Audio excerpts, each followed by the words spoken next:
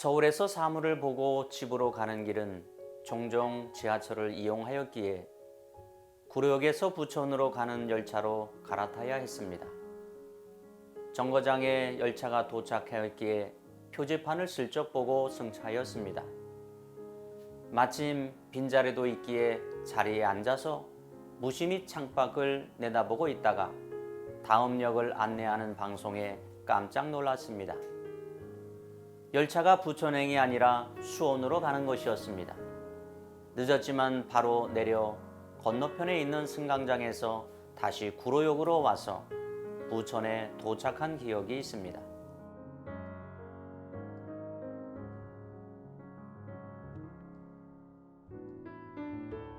우리 인생도 마찬가지인 것이라 생각합니다.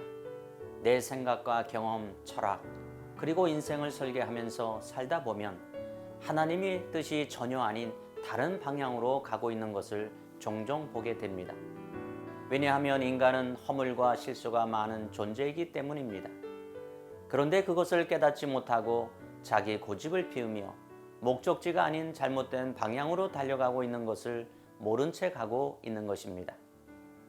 우리 인생도 살다 보면 잘못된 방향으로 갈 때 성경 말씀으로 혹은 강단에서 들려주는 목회자의 하늘 방송이 목적지가 다른 곳으로 달리고 있다는 세미한 음성으로 들릴 때 깨달을 수 있어야 합니다.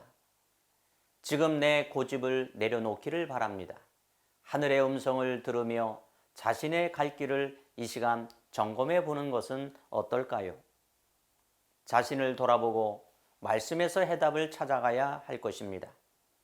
언제나 인간은 허물과 죄로 얼룩진 존재이며 하나님의 말씀으로 진단을 받고 목적지를 점검해 보는 시간이 반드시 필요한 것입니다. 만약에 내가 이러한 부분에서 실수를 했다라고 생각하면 즉시 깨닫기를 기대합니다. 그리고 깨달았으면 멈추고 바로 내려서 바꿔 타야 하는 것입니다. 그렇지 않으면 목적지와 다른 곳까지 가서 되돌아와야 하기 때문에 시간을 낭비하고 인생을 허비하게 되는 것입니다.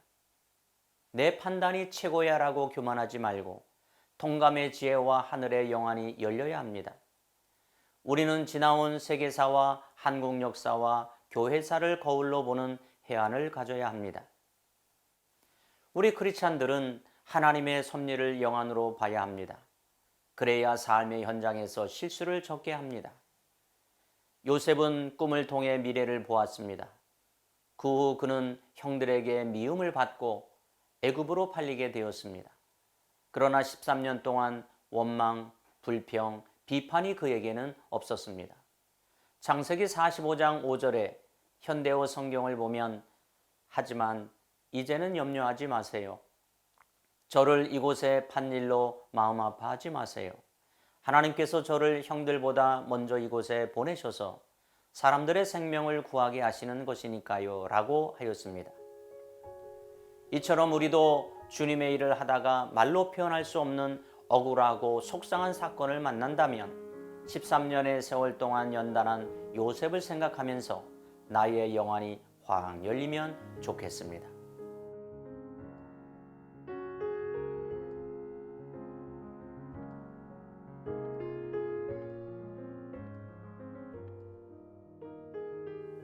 사랑하는 방송가족 여러분, 역사, 섭리, 영안 이러한 것들은 오직 예수처럼 보는 시만을 가져야 합니다.